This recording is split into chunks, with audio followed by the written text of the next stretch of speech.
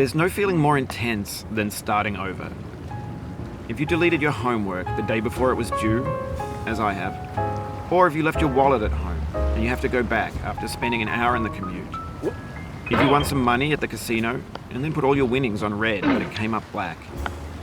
If you got your best shirt dry cleaned before a wedding and then immediately dropped food on it. If you won an argument with a friend and then later discovered that they just returned to their original view.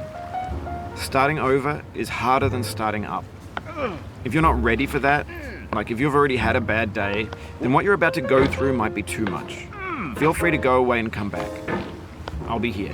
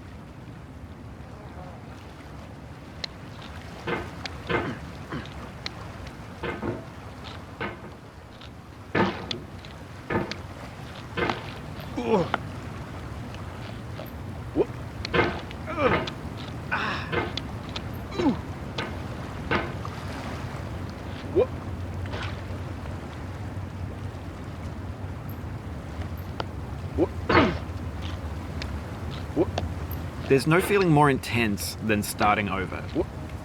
If you deleted your homework the day before it was due, as I have, or if you left your wallet at home and you have to go back after spending an hour in the commute.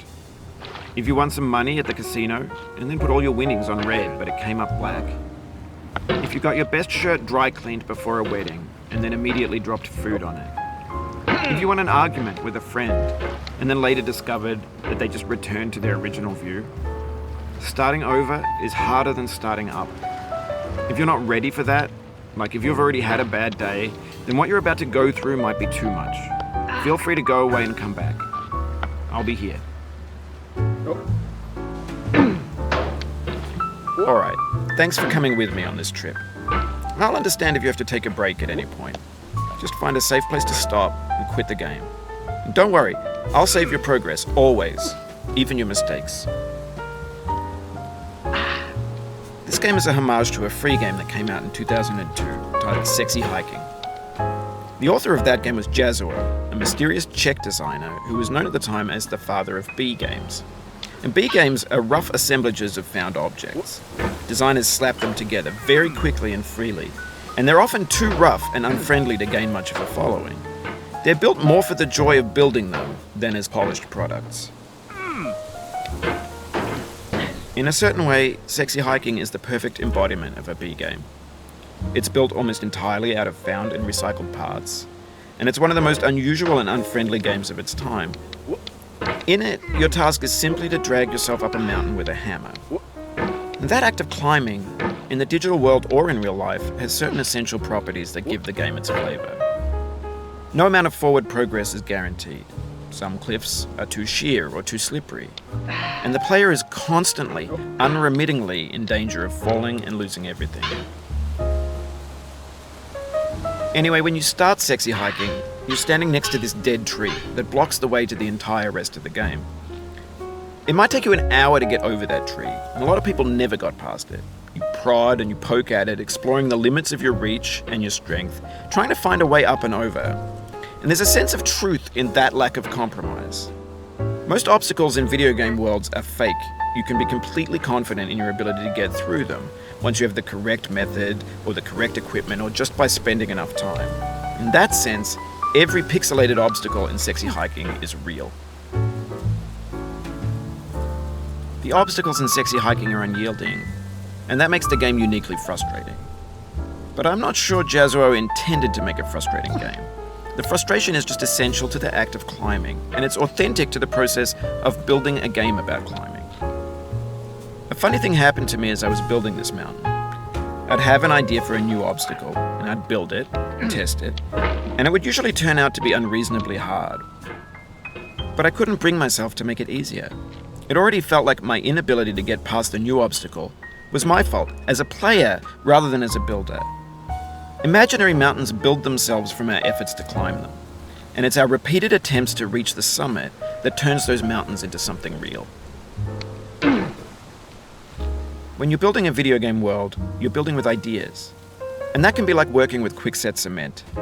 You mold your ideas into a certain shape that can be played with, and in the process of playing with them, they begin to harden and set until they're immutable, like rock. And at that point, you can't change the world, not without breaking it into pieces and starting fresh with new ideas.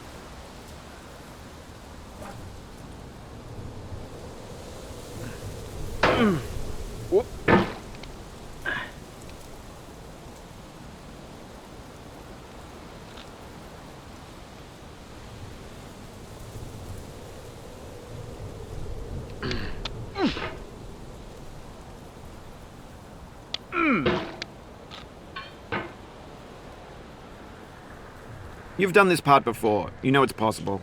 Just do what you did the first time.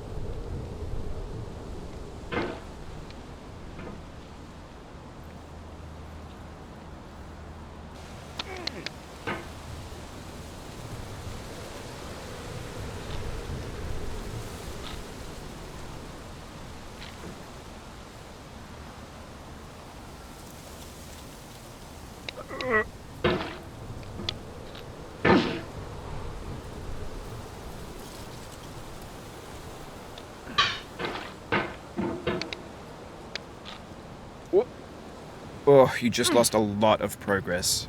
That's a deep frustration, a real punch in the gut.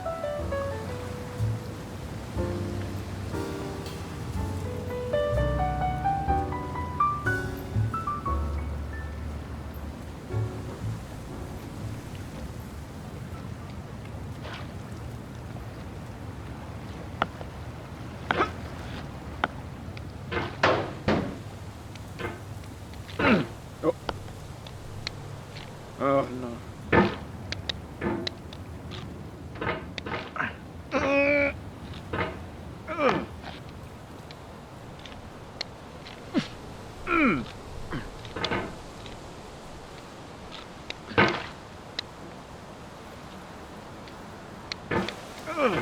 What?